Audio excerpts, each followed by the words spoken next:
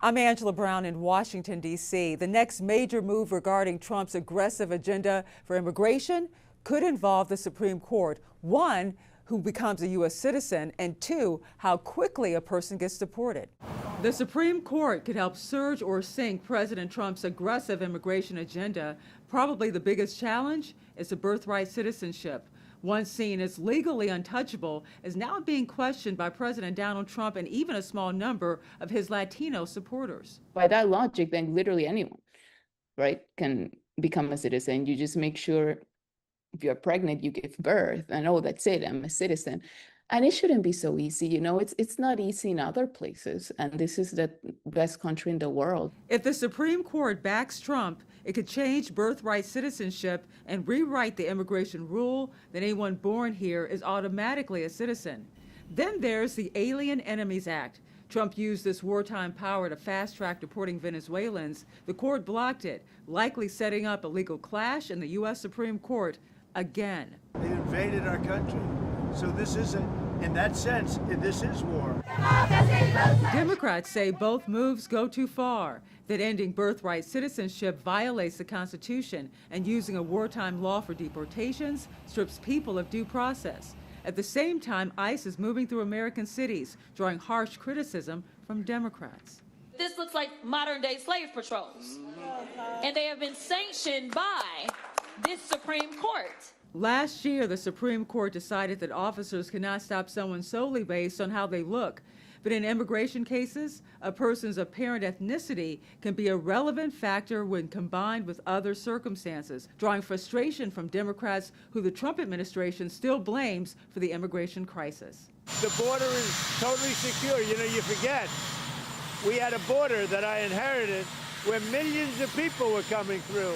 Now we have a border where no one is coming through. The Supreme Court could hear arguments in birthright citizenship starting in the spring, and we could hear a decision maybe late June or early July. Reporting in Washington, D.C., I'm Angela Brown.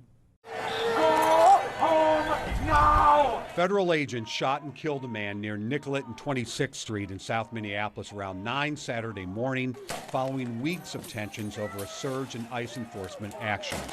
The shooting, which was recorded on video from several angles, was the third shooting involving federal immigration agents in Minneapolis this month. An agent shot and killed Renee Good on January 7th. If the goal was to achieve peace and safety, this is doing exactly the opposite. Like, what's happening is terrifying. It's very, very scary. You think this could happen to me. I could be filming a deportation and I could end up dead. So today, federal agents beat and then shot multiple times and killed 37-year-old Alex Jeffrey Pruddy, a U.S. citizen, a Minneapolis resident, and a VA nurse. The Department of Homeland Security says Border Patrol agents were looking for an undocumented man wanted for a violent assault when Pruddy approached the agents with a 9mm semi-automatic handgun, which he has a legal permit to carry. This individual went and impeded their law enforcement operations, attacked those officers, had a weapon on him, and multiple dozens of rounds of ammunition, wishing to inflict harm on these officers, coming brandishing like that and impeding their work that they were doing. Video available right now does not show Pruddy moving toward agents with a gun. Governor Tim Walz renewed his call for ICE to pull out of Minnesota. And I call on all Americans to see the decency that this state is exhibiting and the horrific cruelty, unprofessional, absolute abomination that is passing for what these ICE agents are doing on our streets. In a post, President Trump accused Minneapolis Mayor Jacob Frey and Governor Walz of inciting insurrection with their pompous, dangerous, and arrogant rhetoric. The Minnesota Bureau of Criminal Apprehension says DHS blocked agents from the crime scene despite the state agency presenting a signed warrant. Saturday afternoon, the Hennepin County Sheriff and Minneapolis Mayor asked the governor to deploy the Minnesota National Guard to aid and reinforce law enforcement. Frank Vassalero, WCCO News. An already tense scene in Minneapolis, Minnesota, now inflamed by the deadly shooting of 37-year-old Alex Preddy by a Border Patrol agent Saturday. Protesters were marching in the city calling for Immigrations and Customs Enforcement to leave. We're mad that our people are getting murdered. ICE is creating a massive problem here. They are the violence in this city. The Department of Homeland Security said agents were conducting a targeted operation when an armed individual approached them. The officers attempted to disarm this individual, but the armed suspect reacted violently. Fearing for his life and for the lives of his fellow officers around him, an agent fired defensive shots. Several elected leaders are denouncing that account. The Trump administration has already called Alex Preddy a domestic terrorist. He was a nurse. Video shows an officer appeared to move the gun just before the shooting, according to a CNN analysis. Minnesota Governor Tim Walz adds Preddy was a lawful gun owner. He's demanding a state-led investigation into the shooting, as state investigators claim federal officials are impeding their access. The federal government cannot be trusted to lead this investigation. The state will handle it, period. The Minneapolis mayor says the city will seek a temporary restraining order to halt immigration operations there. The chaos that we are seeing is caused directly by ICE, Border Control, and this federal administration. I'm Maribel Gonzalez reporting. Put it out! Federal agents killed another person in Minneapolis Saturday morning, and anger is again rising over the agents' presence in the state. I can't stand this anymore. I can't stand what's happening here. The man was surrounded by federal agents when they shot him.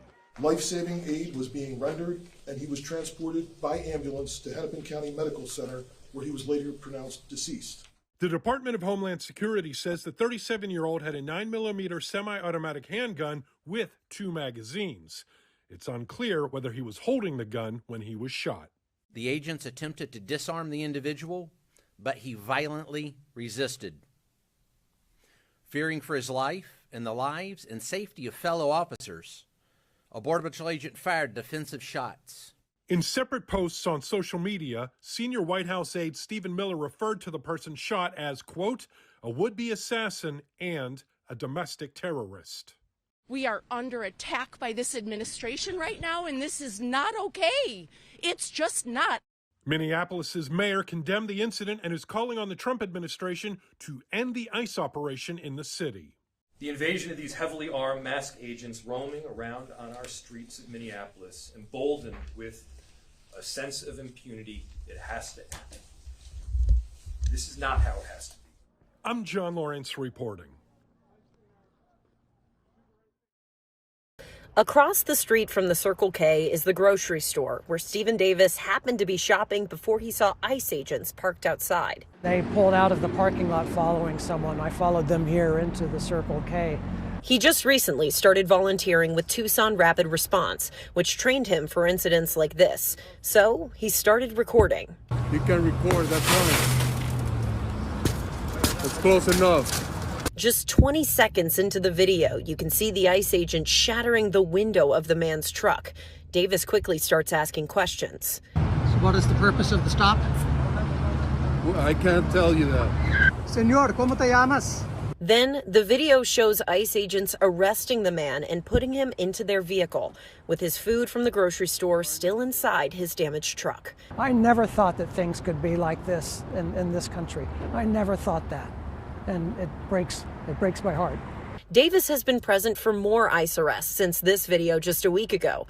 Even as we spoke, here we go. He and his fellow volunteers are notified of more ICE activity in the area. Sandario and Picture Rock, South Park, watching the road, 2 officers in gear in a white van. So he gets in the car and tries to make it on time, but more often than not, it's already resolved by the time that we get there. The person's kidnapped and everyone's gone. But when they do capture it on video, they say it's worth the miles on the road.